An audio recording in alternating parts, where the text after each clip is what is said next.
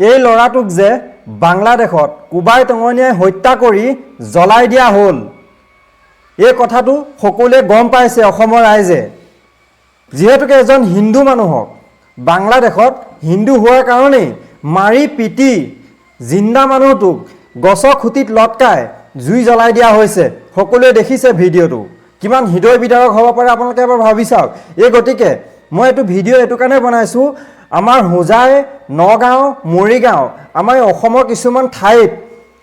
কিছুমান বাংলাদেশীয়ে কিছুমান দোকান খুলি বহি আছে সৰু সৰু কিছুমান ঘুমটি খুলি পেলাই বহি আছে চুলি কাটা দোকানীয়ে হওক বা কিছুমান কাপোৰৰ দোকানীয়ে হওক ছাইডত ৰাস্তা কাষত ফুটপাতত বহি থকা কিছুমান দোকানীয়ে হওক বাংলাদেশৰ বহু প্ৰায় দোকানীয়ে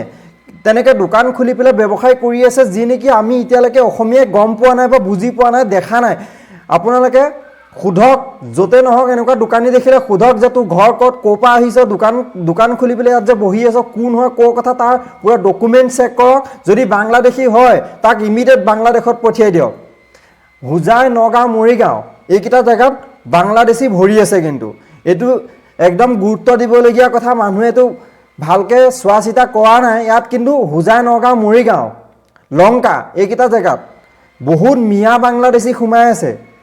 মিয়া বাংলাদেশীক বহিষ্কাৰ কৰিবলৈ হ'লে ভালকৈ গাঁৱৰ মানুহে তদন্ত কৰিব লাগিব আৰু য'তে য'তে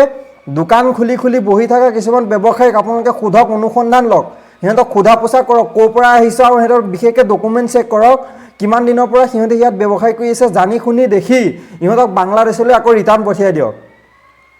বহুত বাংলাদেশৰ মানুহ কিন্তু অসমত আছে চাব আপোনালোকে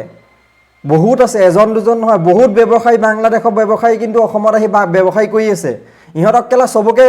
কটি দাঙি লুঙি দাঙি কেলা অসমৰ পৰা খেদিব লাগে এজনকৈ বিচাৰি খেদিব লাগে এইটো দায়িত্ব কোনে ল'ব যিখন বজাৰত অসমীয়া মানুহ আছে অসমীয়া ল'ৰাবিলাক আছে কিছুমান দল সংগঠন আছে তিহঁতে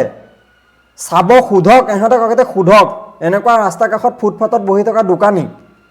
সোধক সিহঁতে ব্যৱসায় কৰিছে ক'ৰ পৰা আহি পেলাই কৰিছে ইহঁতে মিছা কথা কৈ পেলাই ব্যৱসায় কৰি আছে কিন্তু গম নাপায় আপুনি ধৰিব নাই সিহঁতে বহুত দিনৰ আগতে আহা